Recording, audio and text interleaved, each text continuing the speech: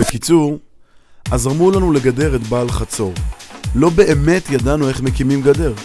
בא פקח ופירק לנו אותה. אז הקמנו שוב, ושוב פירקו לנו אותה. אז ירדנו לבסיס הירדני.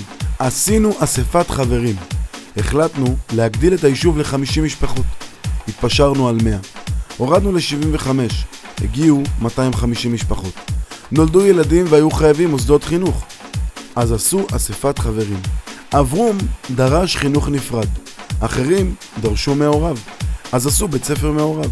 ואחרי זה הפרידו אותו. אבל בני עקיבא נשאר מעורב. עד שהפרידו אותו. אחר כך הקימו את האולפנה. ואחר כך מדרשת תשובה. קובי אמר שכל יישוב צריך שיהיה לו רב. כל יישוב צריך שיהיה לו רב. אז עשינו אספת חברים. החלטנו שלא רוצים רב. ואז החלטנו שכן רוצים רב. בסוף סגרנו שאין רב. הרב אבי הפך לרב היישוב.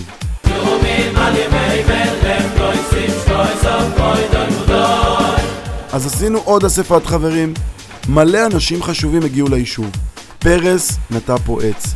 ושמיר נטע פה עץ. ויריב אופנהיימר נטע עץ. בסילואד. אבל שרון בא לדבר. ומוטה גור בא לבקר.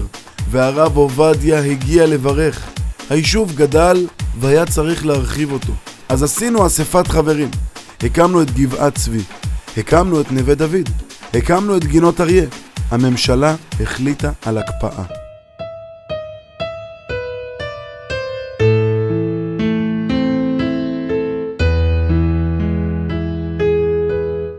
אז בנינו קרוונים, ובגץ אמר לנו לפנות אותם. הרסו לנו את גינות אריה. אז הקמנו את שדה עופרים, ואת פנינת חן, ואת הכרם. בנינו 9 בתים, ובגץ אמר לנו להרוס אותם.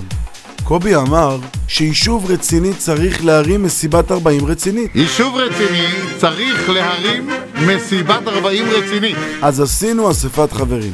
החלטנו להזמין את רובי, כי כבר היה כאן ביבי. הצענו להזמין את בוז'י. קבענו שנזמין את בוגי. בסוף עשינו סרטון בקיצור. הקמנו יישוב.